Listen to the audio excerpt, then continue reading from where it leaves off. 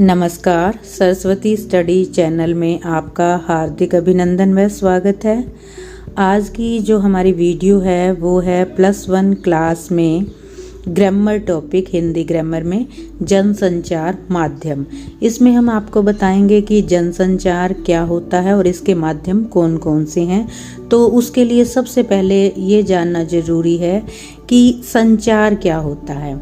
तो संचार जो शब्द है वो संस्कृत की चर धातु से बना है और इसका अर्थ होता है चलना, अथवा ये भी कह सकते हैं कि एक स्थान से दूसरे स्थान तक जाना।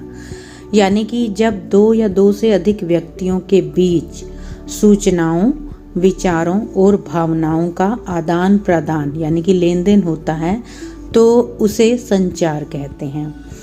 क्योंकि मनुष्य जो है वो एक सामाजिक प्राणी है, इसलिए वो समाज में और परिवार में बिना संचार के रह ही नहीं सकता। जो संचार है वो उसकी भावनाओं और विचारों का आधार है। तो संचार क्या हुआ? एक माध्यम है जो कि मानव को मानव के साथ जोड़े रखने में कड़ी का काम करता है और इसके बिना हम मानव जीवन की कल्पना भी नहीं कर सकते।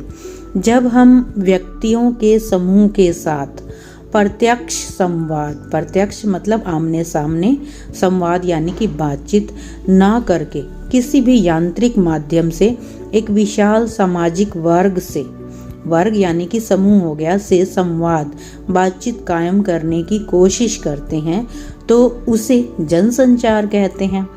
तो जनसंचार के माध्यम कौन से हुए?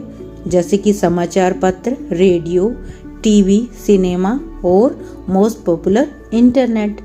तो संचार के मुख्य रूप से दो प्रकार हुए, एक मौखिक और एक अमौखिक।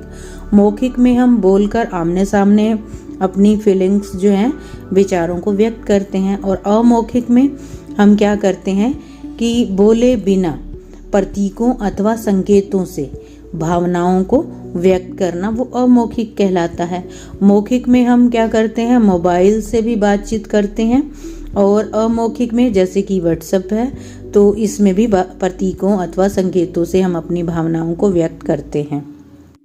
तो इसके साथ ही अब हम ये जानेंगे कि एक सफल संचार यानी कि जो भी विचारों और भावनाओं का आदान प्रदान होता है वो सफल हुआ है या नहीं हुआ, तो उसके लिए हमें किन तत्वों, किन चीज़ों की आवश्यकता होती है। तो इसके अंदर सबसे पहले हमें चाहिए होता है एक स्रोत। स्रोत यानी कि संचारक। संचारक किसे कहेंगे? संचार करने वाला।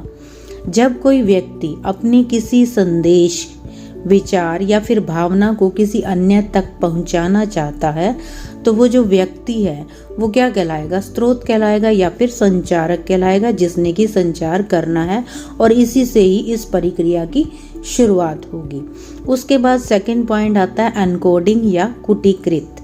इसमें जो संचारक है, जिसने संचार करना है, जिसने संदेश को भेजना है, वो एक ऐसी भाषा का प्रयोग करता है जिसे हम इनकोडिंग कहते हैं, और संदेश जो प्राप्त करने वाला है उसको भी इस भाषा का अवश्य ज्ञान होना सफल संचार की एक आवश्यक शर्त है।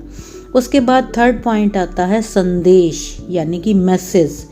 इस प्रोसेस में इसका भी विशेष महत्व है। संचार को अपना संदेश, संचारक को अपना संदेश, संचारक यानी कि जो भेज रहा है संदेश को, उसे बिल्कुल सरल रूप में और स्पष्ट रूप से ही प्रस्तुत करना होता है ताकि जो कि प्राप्त करता होता है उसे अच्छे से समझ में आ जाए। उसके बाद फोर्थ हमारा है माध्यम, जिसे हम चैनल कहते हैं।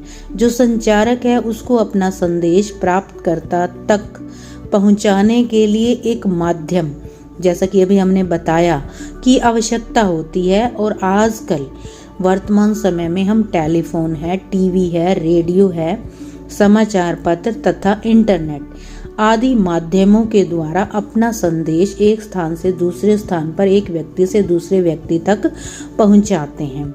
उसके बाद आता है प्राप्तकर्ता यानी कि रिसीवर, जिसे कहा जाता है।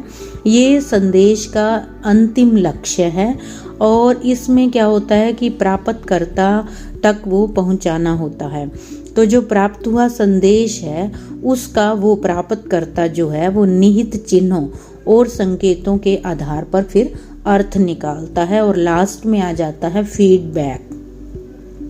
फीडबैक यानी कि जो संदेश को प्राप्त करने वाला व्यक्ति है, यानी कि जिसे प्राप्तकर्ता कहते हैं, जब उस संदेश को समझकर उस पर प्रतिक्रिया व्यक्त करता है, रिएक्शन करता है, वो पॉजिटिव और नेगेटिव किसी भी तरह की होती है, उसे हम फीडबैक कहते हैं। और इससे हमें ये पता चलता है कि जो हमारा संचार है वो सफल हुआ है या फिर नहीं हुआ। तो ये था हमारा विषय जनसंचार माध्यम, जिसके अंदर हमने ये जाना कि संचार या फिर जनसंचार क्या होता है और उसके माध्यम कौन से हैं, तथा साथ ही सफल संचार के लिए किन किन तत्वों की आवश्यकता होती है। तो चैनल को सब्सक्राइब, वीडियो को लाइक व शेयर अवश्य करें।